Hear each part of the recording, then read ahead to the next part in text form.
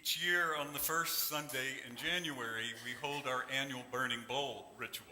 This time, the first Sunday happens to be on the first, so we get to do the ritual on New Year's Day. For the burning bowl ritual, we all think of something that we would like to let go. Perhaps it's something that's holding us back or causing us harm somehow. It could be a relationship that has become unhealthy, so we need to bless it and let it go. Or it could be worrying too much about what other people think of us, or trying to change other people.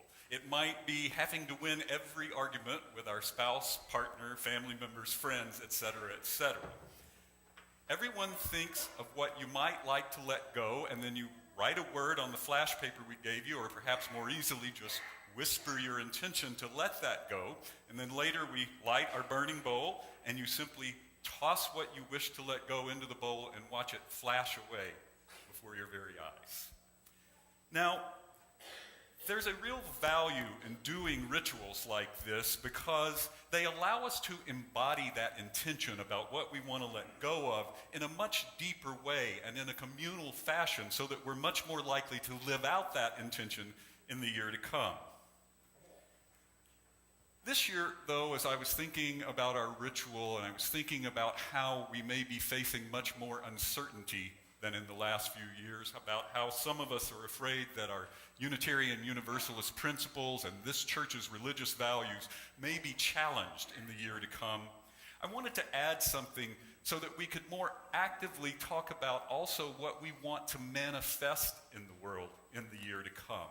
I'm thinking of things like our religious values, like compassion, or more actively living out our Unitarian Universalist principles in the world. Some people, it may be as simple as, I want to bring more love into the world.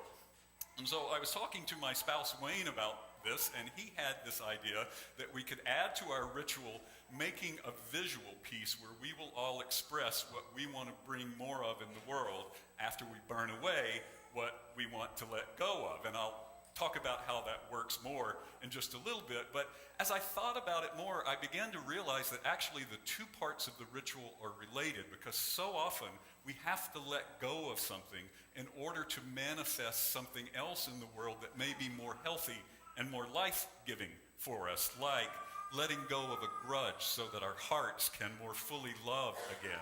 For me, at one point in my life, I had to let go of a desire for certainty in order to more fully experience and reclaim my own spirituality, because I find my spirituality in a sense of mystery and awe. And mystery and awe require uncertainty.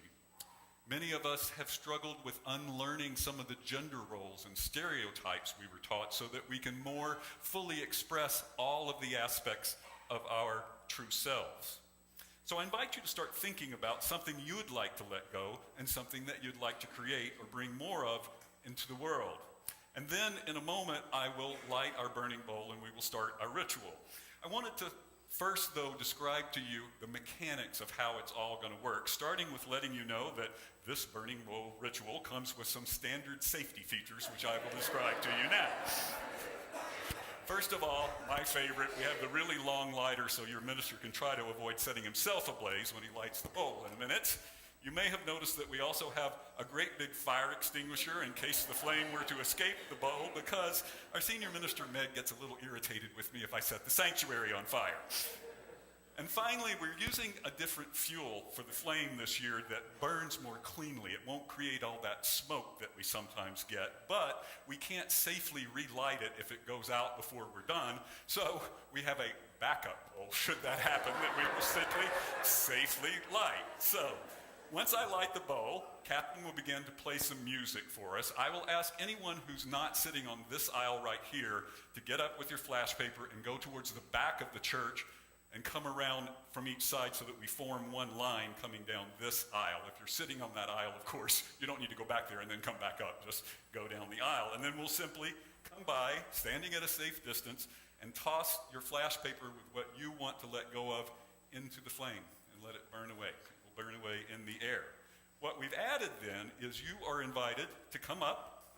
We have all kinds of different shapes of sticky notes here on the piano, some tape if they won't stick, markers, crayons, and we've got all of that over here too. and you can draw or write out or however you would like to express what you would like to manifest in the world in the coming year. And then I'll invite you all to put them up here in any pattern that you find pleasing and creative. So we'll just create this piece together.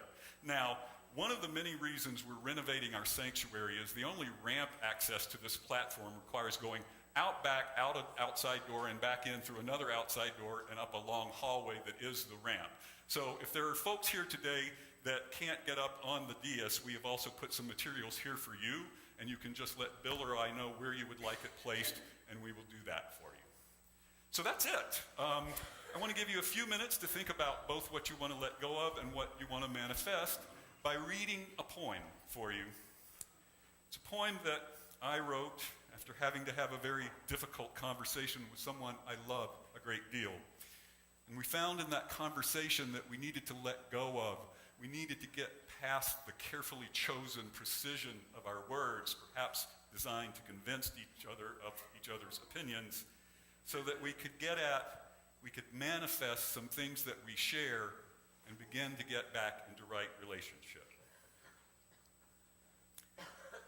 We sit across from one another on my living room couch, each with a leg crossed under us in an imitation of comfort. It is cold outside. The wind howls, so much ancient remorse finding voice. And the words begin. So many words spoken, so carefully chosen, these words of ours. They flow between us. They fly over us. They bounce off of walls and surround us. Me attempting to listen first, then you. The words somehow absorb the cold, howling winds, drawing them in through walls, chilling us to our cores, and yet also planting a spark of something potentially warmer.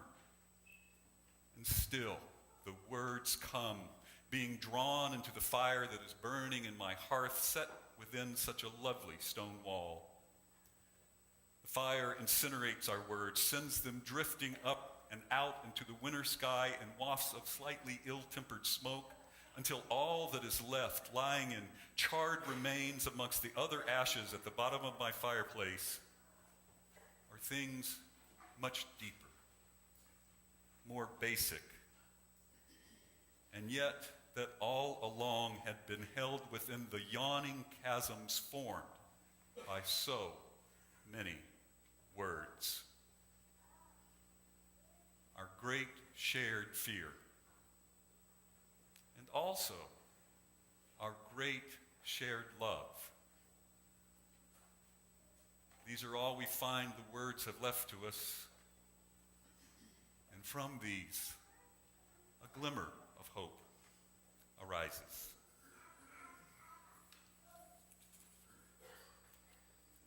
Now I will attempt to light our burning bowl.